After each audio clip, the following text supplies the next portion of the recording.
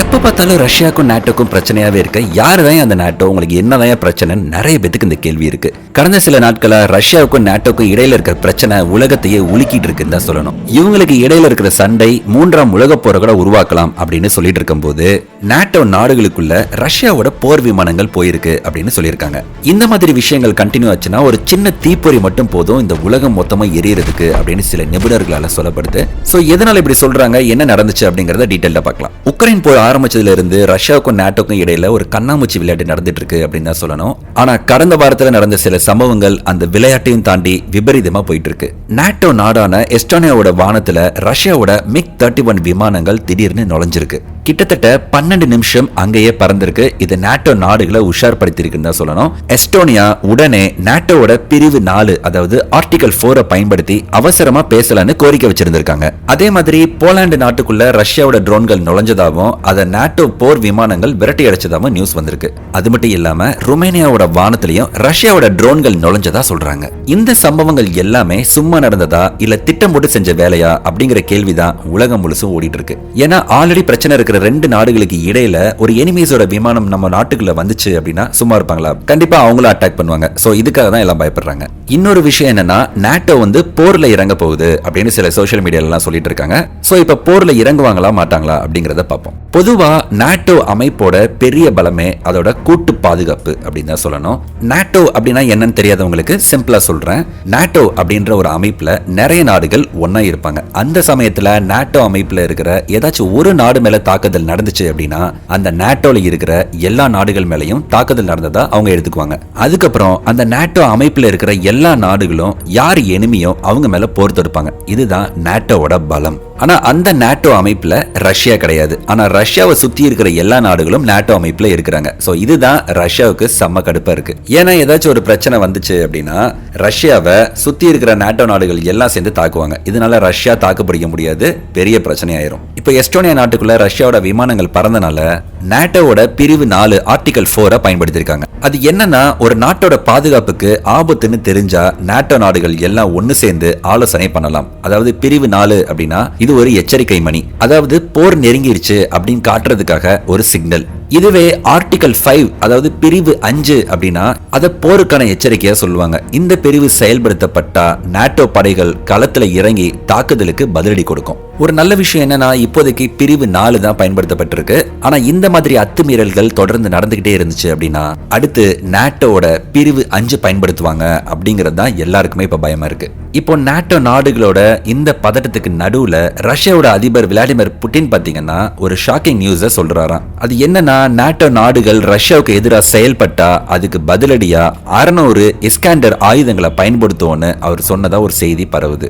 ஆக்சுவலா இஸ்காண்டர் அப்படின்னா ஒரு லேட்டஸ்டான ஏவுகணை. இது துல்லியமா டார்கெட்டை தாக்குற திறமை கொண்டதா இருக்குமா. சின்ன சின்ன அணு ஆயுதங்களை கூட சுமந்துட்டு போறதுக்கும் அதுக்கு திறமை இருக்குதான். இப்படி புதின் சொன்னாரு அப்படின்னு சோஷியல் மீடியால நிறைய சொல்லிட்டு இருக்காங்க. பட் ஆனா டைரக்டா சொன்னாரு அப்படிங்கிறதுக்கான எந்த ஒரு ப்ரூஃபும் இதுவரை கிடைக்கல. இது ஒரு வதந்தியா இருக்கலாம், இல்லாட்டி ரஷ்யாவோட வழக்கமான மிரட்டல் டெக்னிக்கா கூட இருக்கலாம். ஏன்னா இந்த மாதிரி மிரட்டல்கள் மூலமா மேற்கு நாடுகளை பின்வாங்க வைக்கிறது ரஷ்யாவோட ஸ்ட்ராட்டஜினே சொல்லலாம். இது ஒரு பக்கம் இருக்கும்போது அமெரிக்கா நாட்டோவோட சேர்ந்து ரஷ்யாவுக்கு எதிராக ஒரு ஸ்ட்ராங்கான நிலைப்பாட்டை எடுத்திருக்காங்களாம். நாட்டோல இருக்கிற எந்த நாடுகள் மேலையும் ரஷ்யா எந்த தாக்குதல் நடத்தினாலும் அதை பாதுகாக்கிற பொறுப்பு அமெரிக்காவுக்கு இருக்கு அப்படின்னு ட்ரம்ப் சொல்லியிருக்காராம். ரஷ்யா விமானங்கள் நாட்டோ நாடுகளோட எல்லைக்குள்ள நுழையும் போது அமெரிக்கா அதை ரொம்ப கடுமையா கண்டிக்கிறதாவும் சொல்லியிருக்காங்க. சரி, இந்த சண்டைக்கு உண்மையான காரணம் என்ன அப்படின்னு பார்த்தோம்னா அதுக்கு கொஞ்சம் பின்னாடி போகணும். அதாவது சோவியத் யூனியன் பிரிஞ்சதுக்கு அப்புறம் நாட்டோ அமைப்பு கிழக்கு ஐரோப்பாவை நோக்கி பெருசாச்சு. இது ரஷ்யாவுக்கு பெரிய லெவல்ல எரிச்சலை கொடுத்தது. ரஷ்யாவுக்கு பக்கத்தில் இருக்கிற போலாந்து, ருமேனியா, எஸ்டோனியா இந்த மாதிரியான நாடுகள் எல்லாம் நாட்டோல சேர்ந்தாங்க. ரஷ்யா தன் எல்லையில நாட்டோ படையை நிலைநிறுத்துறது ஒரு பெரிய பாதுகாப்பு அச்சுறுத்தலா பார்த்தாங்க. உக்ரைனும் நாட்டோல சேரப்போகுதுன்னு தெரிஞ்சதுக்கு அப்புறம் தான் இப்ப நடந்துட்டு இருக்கிற ரஷ்யா உக்ரைன் போருக்கு முக்கியமான காரணம். அதனால ரஷ்யா இப்ப செஞ்ச அத்துமீறல் பாத்தீங்கன்னா சும்மா போர் விமானங்களை அனுப்புறது மட்டும் இல்ல, அது எங்க எல்லைக்கு பக்கத்துல இருக்கீங்க, நாங்களும் உங்க எல்லைக்குள்ள வர முடியும் அப்படின்னு ஒரு மிரட்டல தான் பண்ணியிருக்காங்க. சரி, இப்ப இருக்கிற கேள்வி என்னன்னா ரஷ்யாவுக்கும் நாட்டோவுக்கும் இடையில நேரடியா ஒரு போர் நடக்குமா நடக்காதா? சில நிபுணர்கள் சொல்றது என்னன்னா நேரடி போர் நடக்க வாய்ப்பு ரொம்பவே கம்மி தான். ஏன் தெரியுமா? அதுதான் அணு ஆயுத பலம்.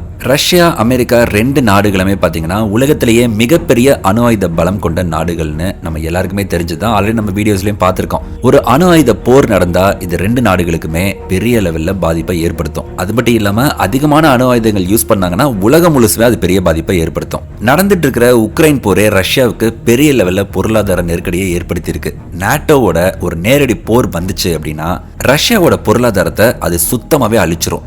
ஏன்னா நாட்டோ நாடுகளோட கூட்டு ராணுவ பலம் அப்படிங்கறத பாத்தீங்கன்னா ரஷ்யாவோட தனிப்பட்ட பலத்தை விட ரொம்பவே பெருசு.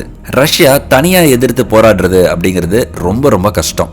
ஆனாலும் அணு ஆயுதத்துல ரஷ்யா உலகத்திலேயே முதல் இடத்துல இருக்கிறதுனால ரஷ்யாட்ட மோதுறதுக்கு உலகத்துல எந்த நாடா இருந்தாலும் பயப்படுவாங்க. சோ நேரடி போர் அப்படிங்கிறதுக்கு வாய்ப்புகள் ரொம்ப கம்மி தான். ஆனா இந்த மாதிரி வானத்துல அத்துமீறல்கள், மிரட்டலான பேச்சுகள், சைபர் தாக்குதல்கள், உளவு போர் மாதிரி இதெல்லாம் தொடர்ந்து நடந்துட்டே தான் இருக்கும். சிம்பிளா சொல்லணும்னா இது ஒரு பனிப்போர் காலத்தில் நடந்த மாதிரி இருக்கலாம். சரி, ஒருவேளை இந்த மாதிரி உலக போர் வந்துச்சு அப்படின்னா இந்தியா மாதிரி நம்மளோட நாடுகள் எப்படி பாதிக்கப்படும் அப்படிங்கறத சிம்பிளா பார்க்கலாம். ஒருவேளை போர் நடந்துச்சு அப்படின்னா பெட்ரோல் விலை பாத்தீங்கன்னா ராக்கெட் வேகத்துல ஏறும். இது இந்தியாவோட பொருளாதாரத்துக்கு மிகப்பெரிய அடியை கொடுக்கும். இந்தியா பாத்தீங்கன்னா ரஷ்யா அப்புறம் மேற்கு நாடுகள் இவங்க ரெண்டு பேர்த்திட்டுமே நல்ல ஒரு ரிலேஷன்ஷிப்ல தான் இருக்காங்க. ஒரு முழுமையான சண்டை நடந்துச்சு அப்படின்னா இந்தியா ஒரு தரப்பு நாட்டுக்கு மட்டுமே ஆதரவு தர வேண்டிய கட்டாயத்துல இருக்கும். இது இந்தியாவோட சர்வதேச உறவுகளை பாதிக்கும். இதனால பணவீக்கம் அதிகமாகி சாமானிய மக்களோட வாழ்க்கையில கூட செலவுகள் கடுமையா உயரும். வெளிநாடுகள்ல இருந்து வர்ற முதலீடு எல்லாமே குறைஞ்சு நம்ம நாட்டோட பொருளாதார வளர்ச்சியும் பாத்தீங்கன்னா ரொம்ப வேகமா ஸ்டாப் ஆகும். இது ஒட்டுமொத்த நாட்டோட வளர்ச்சிக்குமே பெரிய அடியா இருக்கும். போர் பரவும் போது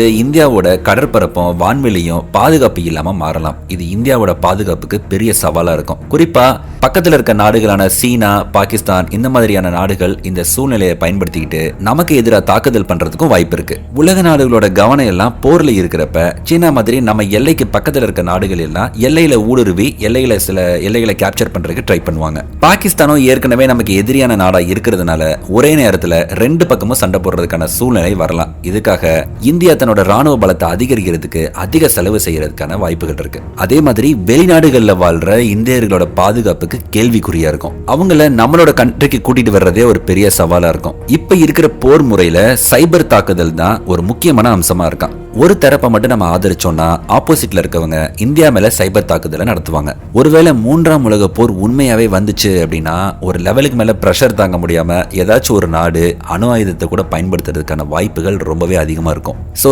ரஷ்யாவுக்கும் நாட்டோக்கும் இடையில இப்போதைக்கு சண்டை வர்றதுக்கான வாய்ப்புகள் ரொம்ப ரொம்ப கம்மி தான். யாருக்கு தெரியும், நம்ம ஊர்ல மாதிரி இது ஒரு அரசியல் விளையாட்டா கூட இருக்கலாம். வானத்துல நடந்த சம்பவங்கள் எல்லாமே நாங்களும் இங்க இருக்கோம் அப்படின்னு ஒருத்தருக்கு ஒருத்தர் அச்சுறுத்திக்கிற ஒரு விஷயம் தான். இந்த ரெண்டு தரப்பும் ஒருத்தருக்கு ஒருத்தர் மிரட்டி பார்த்தாலும் அணு ஆயுத பலம் இருக்கிற வர ஒரு பெரிய போர் நடக்கிறதுக்கான வாய்ப்புகள் ரொம்ப கம்மி அப்படின்னு சொல்றாங்க. ஆனாலும் உலக நாடுகள் எல்லாமே இந்த சண்டையை உன்னிப்பா கவனிச்சுட்டு தான் இருக்காங்க. சோ என்னோட ஃபைனல் கன்க்ளூஷன், நாட்டோக்கும் ரஷ்யாவுக்கும் இடையில போர் வராது. உங்களோட சஜஷன் என்ன அப்படிங்கறதையும் கமெண்ட்ல சொல்லுங்க. உங்களுக்கு இந்த வீடியோ பிடிச்சிருந்தா லைக் பண்ணிட்டு நம்ம சேனலை மறக்காம சப்ஸ்கிரைப் பண்ணிக்கோங்க. நன்றி.